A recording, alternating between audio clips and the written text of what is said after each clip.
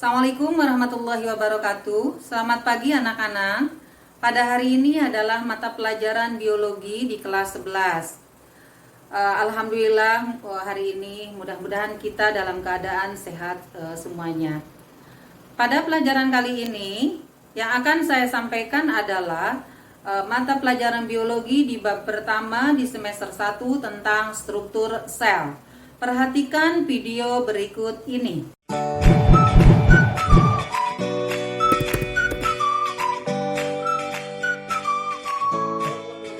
Baiklah anak-anak, pada pertemuan kali ini di pelajaran biologi kelas 11 adalah kita akan mempelajari tentang struktur sel.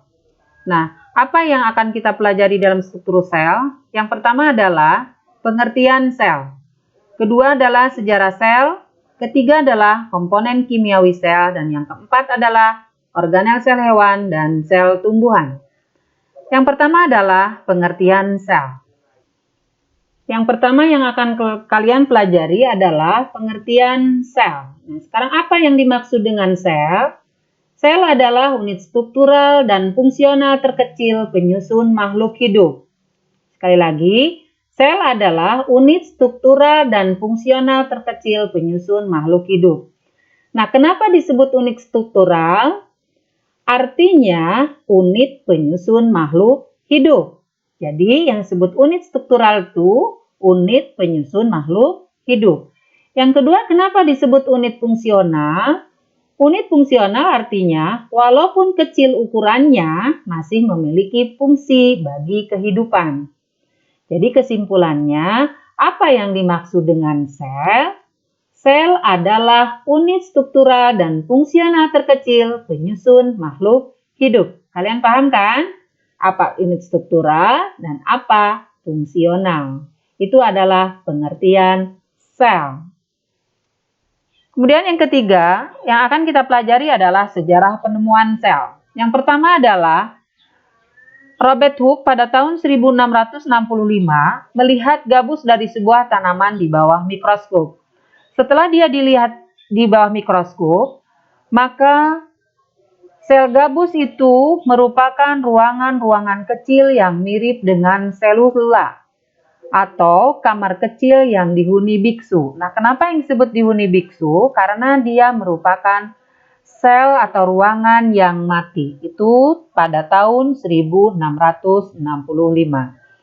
Yang kedua, penelitian kedua adalah Anthony van Leeuwenhoek pada tahun 1674.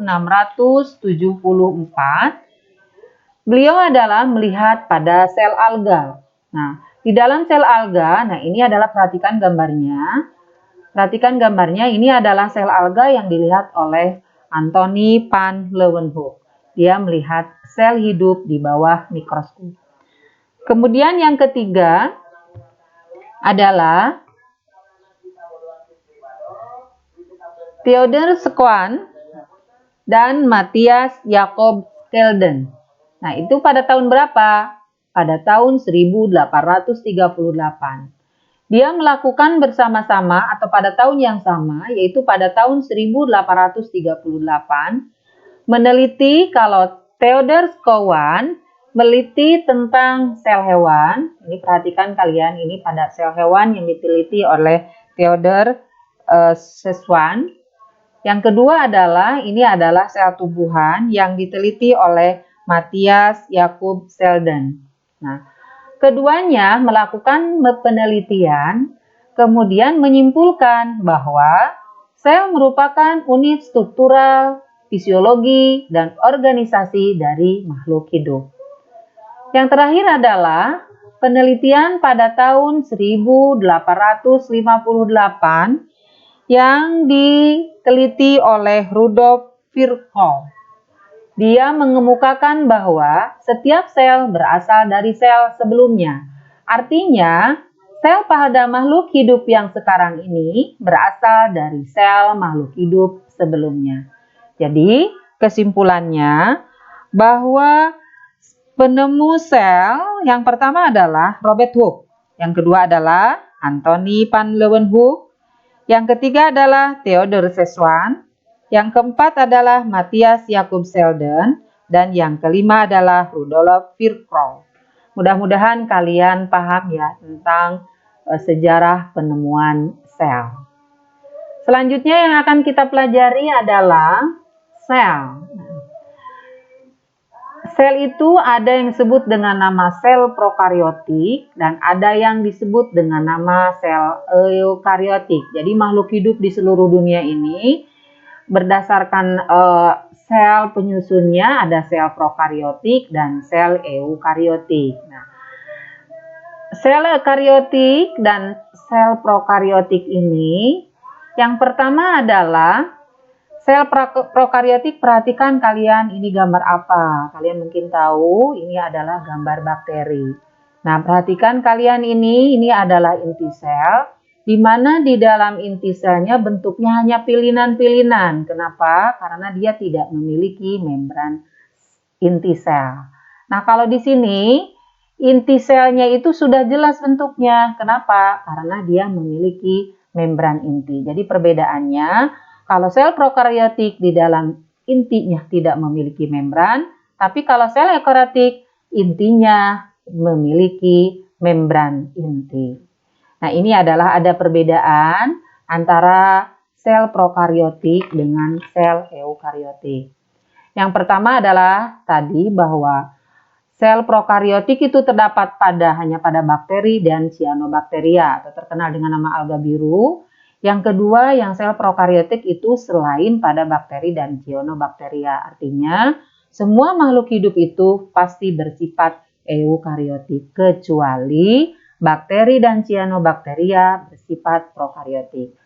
Perbedaan yang kedua adalah sel prokariotik ukurannya lebih kecil dibandingkan dengan sel eukariotik. Nah, sel eukariotik itu ukurannya lebih besar. Nah, kalau kemudian selanjutnya pada kapsul atau pilusnya, kalau sel prokariotik ini ada kapsulnya. Kalau pada sel prokariotik itu, pada sel eukariotik itu tidak ada. Kemudian nukleusnya tidak ada pada sel prokariotik, pada sel eukariotik itu ada. Kemudian pembelahan sel. Pembelahan sel yang terjadi pada sel prokariotik adalah bersifat apoptosis, artinya membelah secara sederhana. Kalau pada sel eukariotik bisa secara sederhana amitosis, pasti terdapat pada sel-sel hewan yang kelas rendah, bisa secara mitosis, bisa secara meiosis. Kemudian fiksasi nitrogen, artinya bahwa nitrogen bisa diikat oleh sel prokariotik, tetapi pada sel eukariotik itu tidak bisa melakukannya. Kemudian pada sitoplasmanya nih, kalian perhatikan bahwa pada sitoplasma ini tidak terdapat sitoskeleton, artinya tidak dapat sitoplasma untuk rangkanya. Kemudian pada sitoplasma pada eukariotik terdapat sitoskeleton dan lain sebagainya. Nah, silahkan kalian di rumah nanti kalian boleh tulis perbedaan antara sel prokariotik dengan sel eukariotik, kemudian kalian lebih memahaminya. Kemudian nanti laporkan ke ibu lewat classroom. Paham kalian? Nah, kemudian selanjutnya yang akan kita pelajari adalah komponen kimiawi penyusun sel. Nah, ada dua nih komponen kimiawi penyusun sel. Yang pertama adalah senyawa organik dan yang kedua adalah senyawa anorganik. Nah, sekarang senyawa organik itu terdiri dari karbohidrat, lipid, protein, asam nukleat, dan vitamin. Kemudian senyawa organik adalah terdiri dari air, mineral. Nah, air ini merupakan komponen yang paling besar di dalam sel. Nah, kita perhatikan sekarang satu-satu apa fungsi dari komponen kimiosil organik dan anorganik. Yang pertama adalah komponen penyusun kimiawi sel yang bersifat organik adalah karbohidrat. Karbohidrat ini tersusun oleh unsur C, H, dan O. Nah, apa fungsinya? Pertama adalah bahan baku proses respirasi sel. Mungkin kalian sudah tahu bahwa karbohidrat itu adalah merupakan awal pertama dari proses respirasi sel. Yang kedua adalah penyusun beberapa bagian sel. Contohnya adalah dinding sel. Dinding sel pada sel itu biasanya mengandung selulosa. Nah, selulosa ini adalah merupakan bagian dari karbohidrat. Yang ketiga adalah fungsi ketiga adalah penyusun DNA dan RNA. Nah, DNA dan RNA ini disusun oleh gula berkarbon 5 atau biasa disebut dengan nama gula pentosa. Yang kedua adalah protein. Penyusun unsur kimia yang kedua adalah protein yang bersifat organik. Nah, protein ini tersusun oleh CHON dan biasanya tersusun oleh beberapa fosfor dan S. Ya. Nah, sekarang apa fungsinya? Fungsi protein di dalam sel menyusun membran sel. Kalian tahu kan, membran sel adalah membran yang paling luar di dalam sel. Contoh penyusun membran sel adalah protein integral dan protein periferal. Nah, biasanya protein integral terdapat di dalam, protein periferal terdapat di luar dari membran sel atau menyembul biasanya keluar sel. Yang ketiga adalah lipid. Nah, lipid ini tersusun oleh unsur C, unsur H, unsur O. Nah, apa fungsi dari lipid? Lipid penyusun beberapa bagian di dalam sel, seperti membran sel biasanya tersusun oleh fosfolipid. Jadi di sini lipid menyusun membran sel. Kemudian yang keempat adalah asam nukleat. Nah, asam nukleat pada sel berfungsi untuk mengontrol aktivitas sel dan membawa informasi genetik. Nah, kalian harus tahu bahwa asam nukleat itu adalah mengontrol aktivitas sel dan membawa informasi genetik. Selanjutnya, vitamin, ada mineral, dan ada air. Nah, sekarang vitamin. Vitamin yang terdapat di dalam sel berfungsi untuk metabolisme sel. Kalian tahu kan metabolisme itu ada berapa metabolisme? Ada anabolisme, ada katabolisme. Nah, ini salah satunya yang menyusunnya adalah yang fungsi dari vitamin. Yang kedua adalah penyusun enzim yang berguna di dalam sel. Nomor 6 adalah mineral. Nah, apa fungsi mineral di dalam sel? Berfungsi di dalam metabolisme sel, sama dengan fungsi vitamin. Yang kedua adalah menjaga tekanan osmotik di dalam sel. Terakhir adalah air. Nah, air ini merupakan penyusun kimia sel yang paling banyak. Apa fungsinya? Pertama sebagai pelarut, yang kedua medium berbagai reaksi di dalam sel, dan yang ketiga adalah mempercepat reaksi biologi di dalam sel. Selanjutnya yang akan kita pelajari adalah struktur sel hewan dan sel tumbuhan. Kita awali dengan sel hewan yang bersifat eukariotik. Sel sebenarnya terdiri dari pertama membran sel, yang kedua sitoplasma, dan yang ketiga adalah organel-organel sel. Sekali lagi, sel itu terdiri dari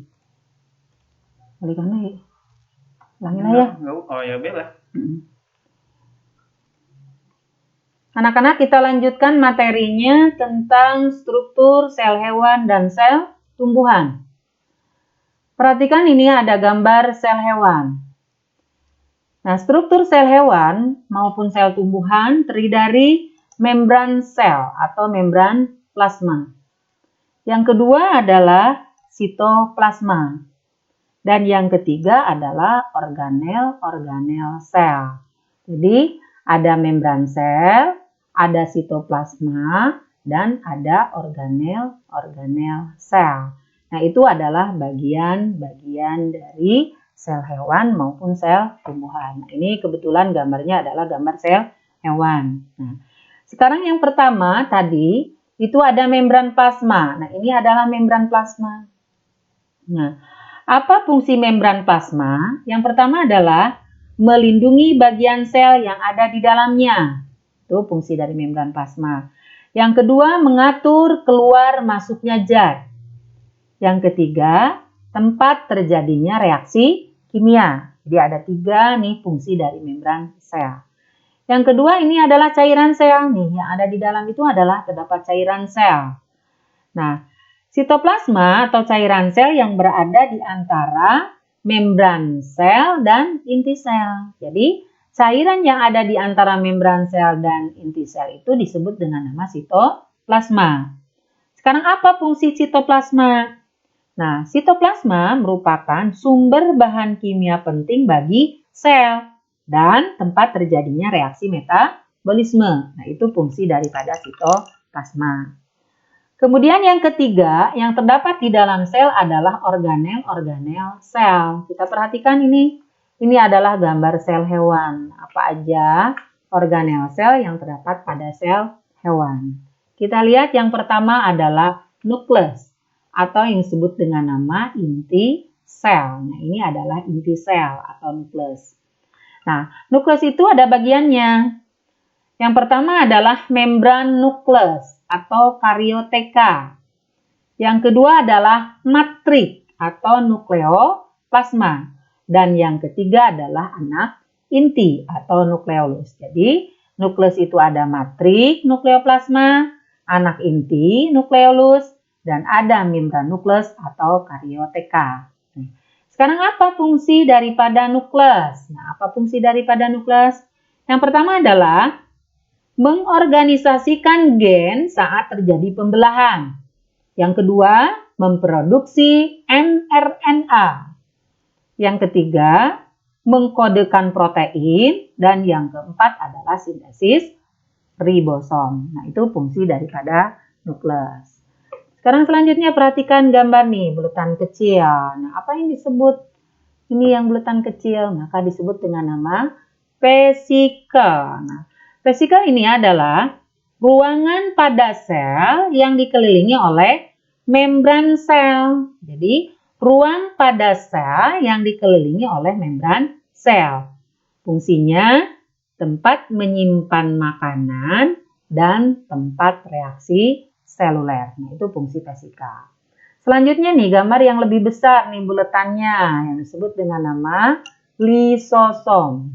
Nah, lisosom berfungsi untuk mencerna makromolekul secara intraseluler dan merusak zat-zat atau sel-sel asing.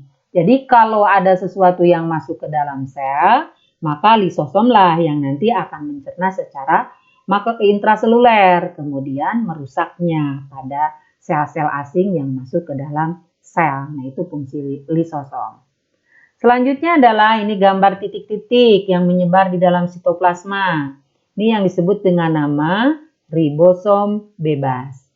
Nah, fungsi ribosom adalah untuk sintesa protein. Nah, selanjutnya nih gambar selanjutnya nih. Ada dua nih. Ini yang disebut dengan nama retikulum endoplasma. Nah, sekarang ada dua macam nih retikulum endoplasma. Kalian perhatikan nih. Yang pertama ada bintil-bintilnya, yang kedua tidak ada bintil-bintilnya. Nah, yang ada bintil-bintilnya disebut dengan nama retikulum endoplasma kasar.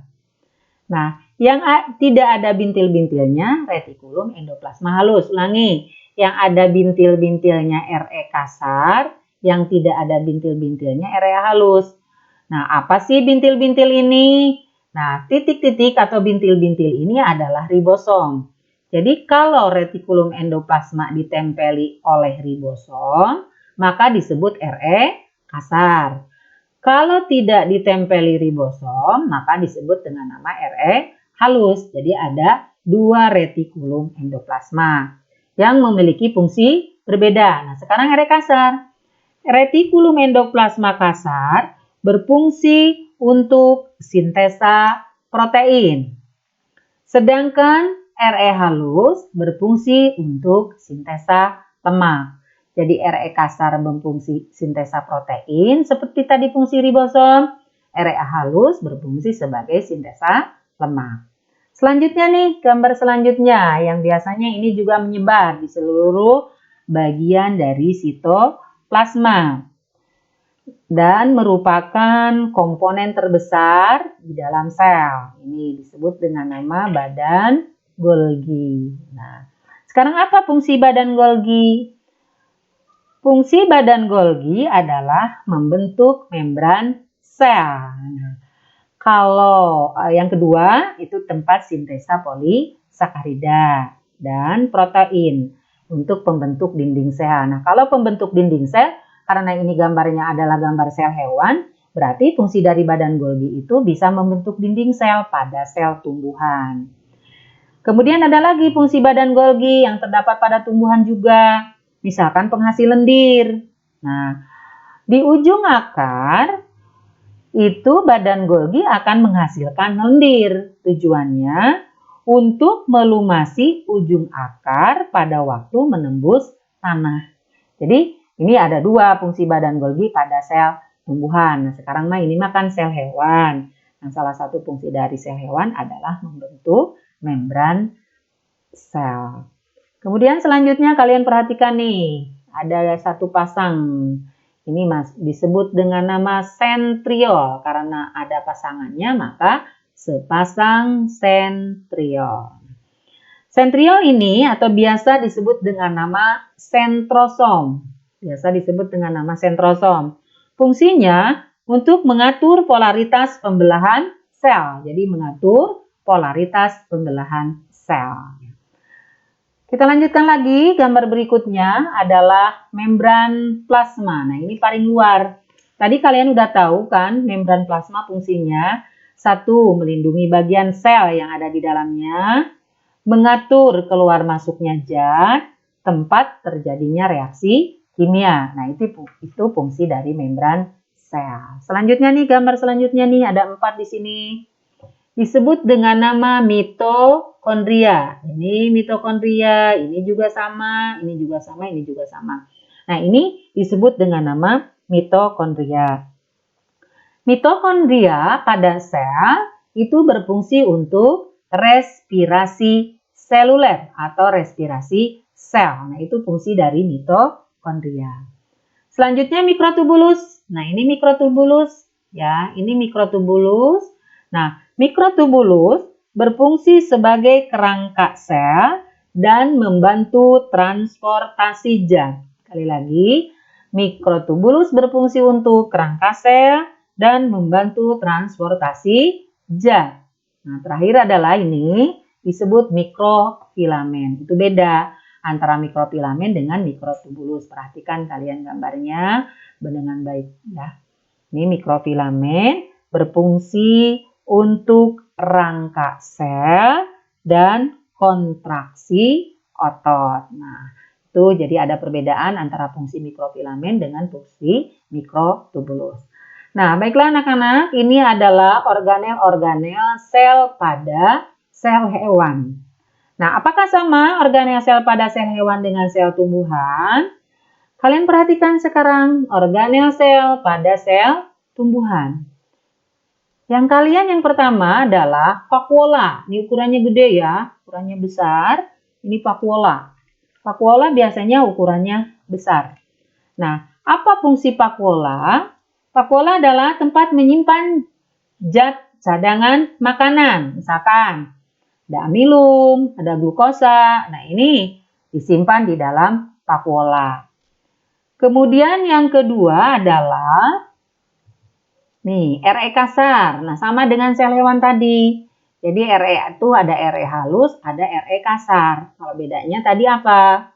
RE kasar ada bintik-bintik ribosom atau ada nempel ribosom. Fungsinya sama dengan tadi pada sel hewan, yaitu untuk sintesa protein. Kemudian apabila ribosomnya tidak menempel pada retikulum endoplasma, itu disebut dengan nama ribosom bebas. Nah, ini ribosom bebas. Sama fungsinya itu untuk sintesis protein. Nah, kemudian perhatikan ini. Ini adalah membran inti. Nah, ini membran inti. Membran inti ini adalah membran yang melindungi inti. Itu disebut dengan nama membran inti. Nah, fungsi daripada membran inti adalah mengatur pertukaran zat yang ada di dalam inti sel dan yang ada di luar inti sel. Sekali lagi, mengatur pertukaran zat yang ada di dalam inti sel dan yang ada di luar inti sel. Nah, itu fungsi daripada membran inti. Nah, sekarang yang di dalamnya yang disebut dengan nama nukleus atau inti sel. Nah, salah satunya fungsi dari nukleus adalah untuk sintesis ribosom. Itu fungsi dari nukleus. Kita perhatikan selanjutnya gambarnya. Nah, ini yang disebut dengan nama mikrotubulus. Tadi di sel hewan juga ada yang disebut dengan nama mikrotubulus. Fungsinya juga pasti sama. yaitu untuk kerangka sel dan transportasi zat. Kita perhatikan selanjutnya, ini membran plasma. Nah, kalau di sel tumbuhan itu ada dinding sel, ada membran plasma. Nah, ini membran plasmanya. Tadi membran plasma itu melindungi bagian sel yang ada di dalamnya. Nah, itu salah satu fungsi daripada membran plasma. Selanjutnya adalah ini mitokondria. Tadi sama ada di sel hewan juga mitokondria. Fungsinya tadi apa? Ya, benar. Itu fungsinya untuk respirasi sel. Jadi fungsi mitokondria adalah untuk respirasi sel. Nah, ini ada gambar. Nih ada 4 ya. Tadi tidak ada di sel hewan. Ini ada di sel tumbuhan. Kira-kira apa gambarnya? Nah, ini gambarnya adalah kloroplas. Nah, kloroplas ini tidak ada di sel hewan. Hanya ada di sel tumbuhan. Nah, kloroplas ini adalah tempat terjadinya fotosintesis yang menghasilkan bahan makanan yang menghasilkan makanan pada tumbuhan atau pada tanaman. Jadi penghasil makanan pada tumbuhan adalah kloroplas dengan mengubah air dan karbon dioksida menjadi karbohidrat dan oksigen dengan bantuan sinar matahari. Selanjutnya paling luar disebut dengan dinding sel. Jadi ada dinding sel, ada membran plasma. Jadi ada 2 lapis bagian luarnya. Terus kan yang ini, tadi gambar apa yang buat ini disebut dengan nama vesikel. Ya, vesikel sama, tadi fungsi vesikel adalah ruang pada sel yang dikelilingi oleh membran sel. Fungsinya untuk tempat menyimpan makanan dan tempat reaksi secara seluler. Terakhir, kemudian ini adalah badan Golgi. Tadi di sel hewan ada badan Golgi. Tadi saya katakan bahwa badan Golgi itu adalah kalau terdapat di ujung akar, itu dia akan menghasilkan lendir. Nah, lendir ini yang berfungsi untuk melumasi ujung akar, yang berfungsi untuk menembus tanah, sehingga akar apabila dia menembus tanah tidak akan rusak atau tidak akan luka. Ini karena adanya badan Golgi. Nah, itu bagian-bagian dari sel tumbuhan. Kalian paham semuanya? Kalian bisa membedakan organel apa yang ada di tumbuhan dan organel apa yang ada di hewan. Nah, sekarang perhatikan perbedaan sel tumbuhan dengan sel hewan. Tadi di sel tumbuhan ada dinding sel, sekarang di sel hewan tidak ada. Sel tumbuhan ada vakuola berukuran besar. Di sel hewan tidak ada vakuola yang berukuran besar, tapi ukurannya lebih kecil. Itu biasanya pada sel hewan kelas rendah. Kemudian di sel tumbuhan pasti ada plastida, di sel hewan tidak ada. Nah, biasanya plastida itu ada kloroplas, ada kromoplas, ada leukoplas, atau ada plastida yang tidak berwarna, plastida berwarna hijau, dan plastida selain berwarna hijau, misalkan merah, coklat, itu disebut dengan nama kromoplas. Kemudian di dalam sel tumbuhan tidak mempunyai sentriol. Kalau di sel hewan memiliki sentriol. Tadi apa fungsi dari sentriol? Sehingga tidak ada di tumbuhan, hanya ada di hewan, yaitu mengatur polaritas pembelahan sel. Nah, itu perbedaan sel tumbuhan dan sel hewan. Silahkan kalian tambahkan lagi perbedaan sel hewan dengan sel tumbuhan. Ya, perbedaan sel tumbuhan dan sel hewan karena tidak hanya apa yang tertera di di PowerPoint ini, karena masih ada perbedaan sel hewan dan sel tumbuhan. Untuk tugas di rumah kalian, tadi ada gambar sel hewan, ada gambar sel tumbuhan, ya. Kalian bisa membuatnya dengan menggunakan roti, ya, dengan menggunakan roti. Ya, kalian bisa dengan menggunakan roti. Jadi, kalian menggunakan roti, misalkan perhatikan pada sel hewan nih, menggunakan roti. Nah, ini ada roti berbentuk bulat. Kalian silahkan gambar, silahkan ambil rotinya. Kemudian organel-organel ini nanti kalian dibuat, misalkan dari coklat. Jadi, si roti itu nanti kalian di atas rotinya digambarkan ada gambar mitokondria, ada gambar badan Golgi, ada gambar RNA halus, ada gambar RNA kasar, ada lisosom, ada vesikel, ada ribosom, dan organel-organel lainnya. Kalian bisa membuat dengan menggunakan roti, dengan organelnya menggunakan coklat, coki-coki misalkan, silahkan kalian ya. Kemudian kalian videokan, kemudian nanti kalian kumpulkan di Ibu di Classroom ya. Mudah-mudahan bermanfaat. Alhamdulillahirrahmanirrahim. Materi pelajaran biologi di kelas 11 tentang struktur sel telah selesai kita pelajari. Mudah-mudahan bermanfaat bagi kalian semua dan mudah-mudahan kalian selalu sehat-sehat semua. Amin ya Allah ya Rabbal alamin. Wabillahi taufiq wal hidayah. Wassalamualaikum warahmatullahi wabarakatuh.